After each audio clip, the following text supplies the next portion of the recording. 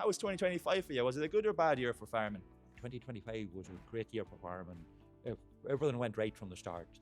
Price of cattle, even you done something wrong, they still earned money the first half of the year. And the second half was more trickier now with expenses and factories up and down. But sure, you just have to take the good with the bad. That's it. And looking forward to 2026, are you expecting more of the same prices? I'm expecting 26 to be a bad year. Deer cattle. How come?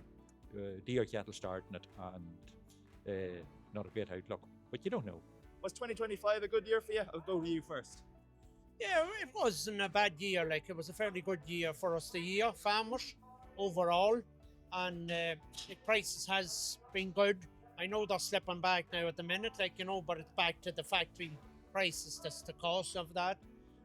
So other than that, it was a fairly good year, yeah. What about yourself? What was 2025 a good year for farming for yourself? No, I'd say it was. The factory prices were good all year. There was a good demand for beef, and the stores followed on. Prices for stores were expensive. They were expensive, but yeah, we needed it. There was a lot of lean years there, yeah, hopefully it will continue into the future. Were you satisfied with the prices you got this year? Yeah, I got some good prices. I had breeding heifers. I got some good prices for them, but I do a bit of beef as well. So yeah, everything so. But I don't know what's going to happen with this Mercosur deal. I should be afraid of that, because we have to do everything right here in this country, and that doesn't seem to be the happening in Brazil, Yeah, by the sounds of it, it's could be getting cancelled. So hopefully, Yeah. Well, all I know is there's a lot of money down. That's all. And with this year, there was a lot of money down both ways, buying them and selling them. And for expenses, was it more expensive this year compared to last year? Yeah, well, you see, the cost of everything went up because the always hit back on the farmer as far as that goes.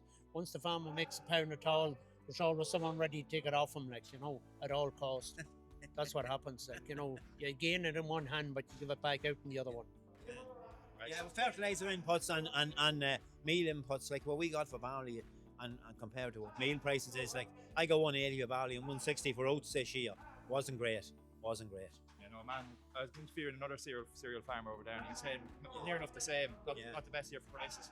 But he's saying, so it's looking forward to 2026. What are you expecting? More of the same, or maybe a bit better?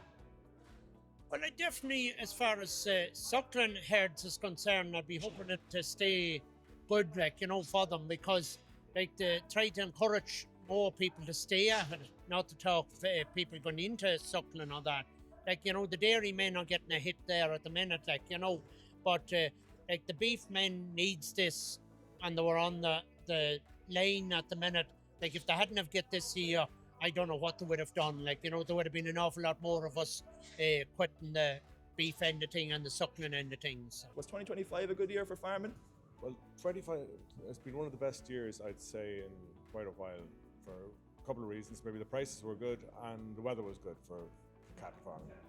And how was the expenses? Were they more? Expenses have contributed, got slightly, a lot more expenses than we had before, but feed wouldn't be too expensive. Feed is probably the cheapest input we have at the moment. And looking forward to 2026, are you expecting more of the same price you got this year? I don't think it'll be as strong, but I think it'll be better than it was in 2024 by a good bit.